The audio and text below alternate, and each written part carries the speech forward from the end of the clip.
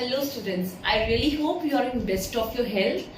Now we are doing chapter number 6 of class 9 tissues.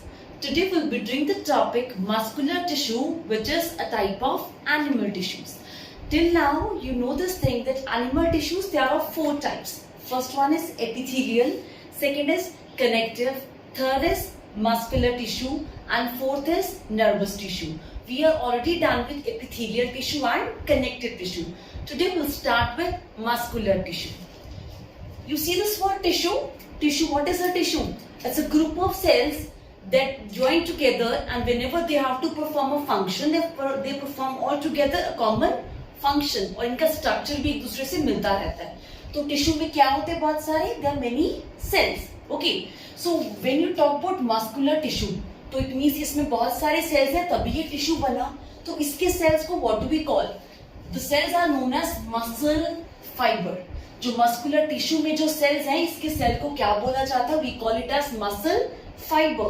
And keep in mind these cells, they are elongated. वो long होते हैं.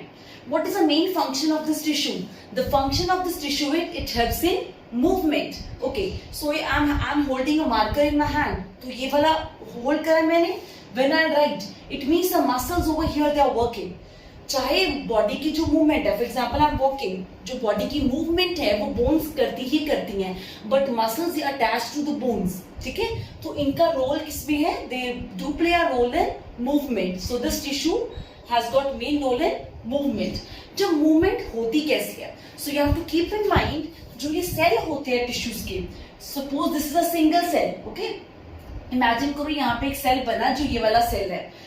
इस cell के अंदर कुछ प्रोटीन्स होते हैं. Those proteins are known as contractile proteins.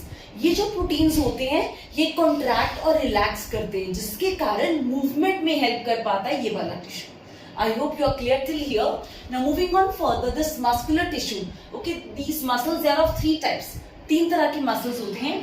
First are striated muscles. There is another name to this. It's called voluntary. You also call it as skeletal. Second are unstriated or involuntary. Third is cardiac. So let's talk about them. What I've done is I made a table like this so that it's easy for you to learn as well. Okay, and it's easy to understand also. So talking about the first point, always keep in mind जो striated या voluntary या skeletal muscles होती हैं, these are the muscles that are under your own control. For example, I am touching this point. Okay, so I'm touching this point, I'm able to touch it. ये मैं चाहती हूँ उसको touch करना, मतलब ये मेरा कॉन्शियस है. Okay, it's in my conscious mind, I want to touch it. Okay, मैं ये चाहती हूँ. अगर मैं नहीं चाहती टच करना तो मैं नहीं टच करूंगी. तो इस चीज के लिए कौन रिस्पॉन्सिबल होता है? ये वाला. दिस इज striated, voluntary और skeletal. This is under our own conscious will, or you can say under our own control. Now talking about this one. अब देखो एक चीज और नोट करो आप. मैं इस हैंड टच कर, it means this is present where it is present in our limbs. ये टिश्यू लिम्स में प्रेजेंट है. जो ये वाले मसल्स है, these are present in our limbs. Means our arms, our legs. I am moving, I want to move, तो मैं move करूंगी. मैं नहीं मूव करना चाहती तो मैं नहीं मूव करूंगी. So it means it's under my own will. तो ये कहाँ पे प्रेजेंट है? ये वाले muscles, these are present in our limbs, in our arms, in our legs. Okay, next is unstriated or involuntary. These are not under our control. Okay, अगर for example you take in food, आप खाना खाते हो, ठीक है, आपका खाना अंदर चला गया. खाना देखो जैसे आप अंदर लेते हो, it moves down, वो जाता रहता है नीचे, तो एलिमेंट्री कैनाल में मूव होता जा रहा है. अगर आप चाहो, see the movement is there, तो मूवमेंट कौन हेल्प कर रहा है? Which tissue? Muscular tissue. Muscular tissue is responsible for taking the food from ear to ear. Alimentary canal ऐसे ऐसे मूवमेंट करता रहता है, जिसके कारण आपका खाना नीचे जाता रहता है. अब क्या आपने खाना ले लिया माउथ के अंदर, क्या आप में पावर है कि आप यहाँ से पकड़ लो कि नहीं, मैं नहीं चाहती कि मेरा खाना आगे जाए. I don't want my food to reach from esophagus to stomach. You cannot control that. So it means these are the muscles that control those functions. They are not under our control. Okay. The third one, they are cardiac. These are again involuntary. ये भी हमारे control में नहीं होती, but keep in mind these are present in our heart. इनका nature involuntary है. So these are under our own control. Okay, they are under our own control. That's why they are known as voluntary in nature. So they are voluntary muscles.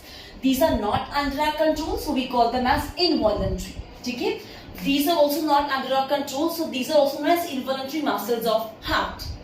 Now moving on further with the second point, जो इनमें cells होते हैं वो किस तरह के होते हैं? So जो इस वाले टिश्यू में जो cells होते हैं वो कैसे होते हैं? They are long, fine.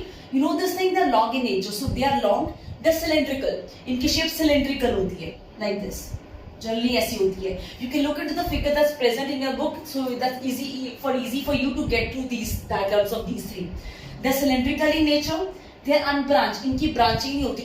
Normally it's like a rod. So when you go with the figure that's given in your book, it will be easily understood to you. Next is multinucleate. इनमें बहुत सारे nucleus होते हैं. Multi means बहुत सारे, nucleate means nucleus. Okay. Talking about the cell. Cells over here they are long. They are spindle shaped. मतलब ये side से pointed होती हैं. They are uninucleate. मतलब इनमें एक ही nucleus होता है, इसके जो cells होते हैं. Cardiac. Again these are long. They're cylindrical. Again इनकी ऐसे cylindrical shape होगी, but ये branched होगी, तो इसमें से थोड़ी branching निकली होगी. Like this, it will be branching will be there.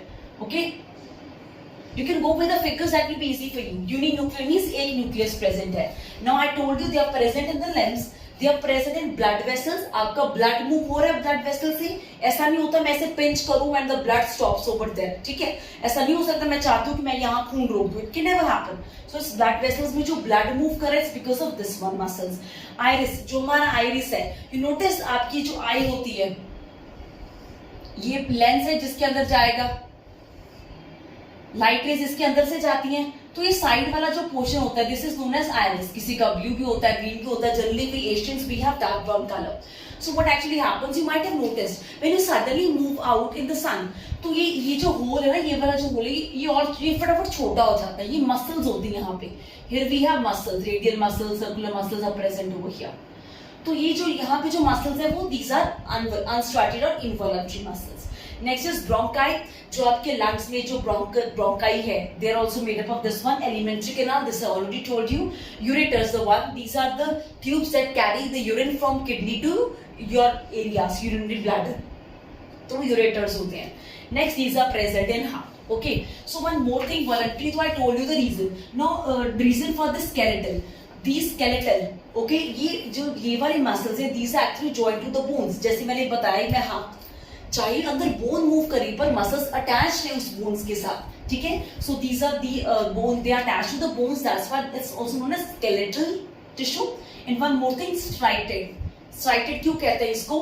Whenever you stand it, अगर इसके ऊपर डाई डाली जाए, इसके सेल्स के ऊपर डाई डाली जाए और इसको माइक्रोस्कोप के अंदर देखा जाए, then what will you observe? You will observe light and dark alternate bands. कहाँ पे लाइट है बैंड, जैसे कहीं पे लाइट हो जाएगा, कहीं पे डार्क, कहीं पे लाइट, तो ऐसे बैंड्स ऑब्जर्व करते हैं. इट मींस ये striations, these bands are known as striations.